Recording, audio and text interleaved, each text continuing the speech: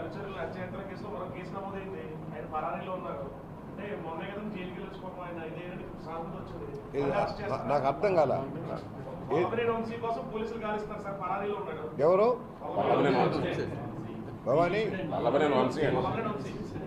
పోలీసులు గాలిస్తారు హత్యాయత్న కేసులో.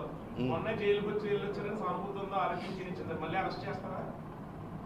దోషుల్ని అరెస్ట్ చేయకుండా ఎలా వదులుతారు? నేను తప్పు చేసినా అరెస్ట్ చేస్తారు, నువ్వు తప్పు చేసినా అరెస్ట్ చేస్తారు. సతీష్, పాపాలు పండుతాయి.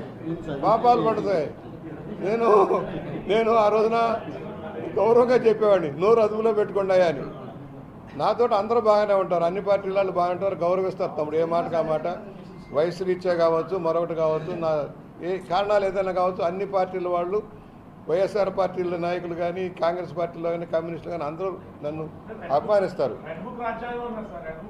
ఏ రాజ్యాంగం రెడ్ బుక్ ఏదో ఆ రోజు నోరు అదుపులో పెట్టుకొని వంశీకి చెప్పాను, కొడాలి నానికి చెప్పాను. అన్న నా దగ్గరికి వచ్చేవాడు, నోరు అదుపులో పెట్టుకుంటారా, తర్వాత బాధపడతారని చెప్పా. ఇప్పుడు బాధపడుతున్నారా లేదా?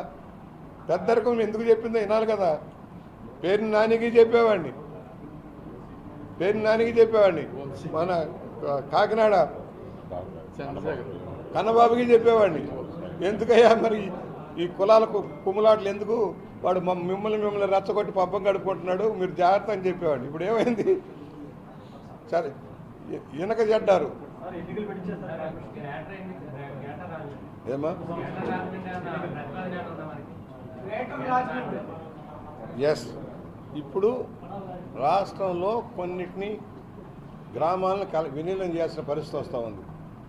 విజయవాడ కావచ్చు, గుంటూరు కావచ్చు, రాజమండ్రి కావచ్చు, కాకినాడ కావచ్చు. ఎందుకంటే ఒక సమగ్రమైన ప్రణాళిక లేకుండా పోతా ఉంది. మీరు కూడా అర్థం చేసుకోవాల్సింది ఏంటంటే, గ్రామాల్లో సరైన డ్రైనేజ్ లేదు, సరైన రోడ్లు లేవు, పారిశుద్ధ్యం కుంటుపడతా ఉంది. దాన్ని పట్టణ ప్రాంతాల్లో కలిపి అభివృద్ధి చేయాల్సిన అవసరం ఉంది. ఎవరో ఒకళ్ళు ఇద్దరు కోర్టుకు వెళ్తారు, వాళ్ళు వెస్టెడ్ ఇంట్రెస్ట్ ఉన్నవాళ్ళు, రియల్ ఎస్టేట్లదారులు వెళ్తూ ఉంటారు. ఇవాళ రాష్ట్రం ఇక్కడే కాదు, చాలా చోట్ల కర్నూలు కావచ్చు, ప్రధాన నగరాల చుట్టూ కూడా పెరిఫెరీ డెవలప్ అవుతుంది, ఇన్ఫ్రాస్ట్రక్చర్ కావాల్సిన అవసరం ఉంది. గ్రేటర్ రాజమండ్రి రావాలని కోరుకునే వాళ్ళు మొదటిని ఆల్రెడీ ఉంది. 1-2 కేసులు కోర్టులో ఉన్నాయి, దాన్ని కూడా పరిష్కారం చేయమని నిన్న ముఖ్యమంత్రి గారు కూడా సత్వరమే దాని మీద యాక్షన్ తీసుకొని క్లియర్ చేయమన్నారు. కలిపి చేస్తే రాజకీయ ప్రయోజనాల కంటే కూడా అభివృద్ధి ప్రధానంగా మాస్టర్ ప్లాన్ ఇంప్లిమెంటేషన్ అవసరం. నిన్న రుణాలో కూడా మేము చెప్పాము, మాస్టర్ ప్లాన్ వేసేటప్పుడు సమగ్రంగా వెళ్ళాలి, ఇంటర్లింక్ ఉండాలి. లేఅవుట్లు హోదానికి ఇంటర్లింక్ ఉండదు, డ్రైనేజీ అప్ అండ్ డౌన్ ఉంటుంది. ఎక్కడ కొత్తగా వచ్చిన లేఅవుట్లు వేసి సక్రమంగా ఉండట్లా, ముందుకు చూపుతో లేకుండా వెళ్తుంది, ఫ్యూచర్ ఆలోచన లేకుండా పోతా ఉంది. దాన్ని కూడా సరి చేసుకోవాల్సిన అవసరం ఉంది. ఒకళ్ళ తర్వాత ఏదమ్మా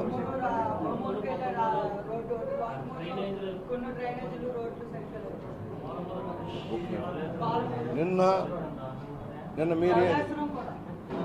మీకు కోలమూరు 5 కోట్ల రూపాయలతో డ్రైన్లు చేస్తున్నాం, వేమగిరిలో 1,20,00,000తో చేస్తున్నాం, ధవళేశ్వరానికి నిన్ననే 2.5 కోట్లు రిలీజ్ చేసాం. డ్రైనేజ్ మీద దృష్టి పెట్టాం. మొత్తం 12 కోట్ల రూపాయలతో డ్రైనేజ్ చేస్తున్నాం. ఒక R&BA 20 కోట్ల రూపాయల పనులు నడుస్తున్నాయి. R&BA 20 కోట్ల రూపాయలతో పనులు నడుస్తున్నాయి.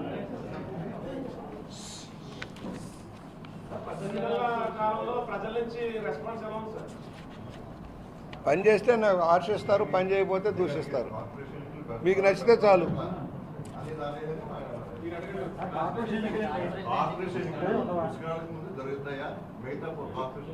సీఎం గారి ఆదేశాలు, మా అందరి ఆదేశాలు, మొదటి నుంచి నా ఆర్గ్యుమెంటు స్థానిక సంస్థలకి బాడీ ఉండాలి.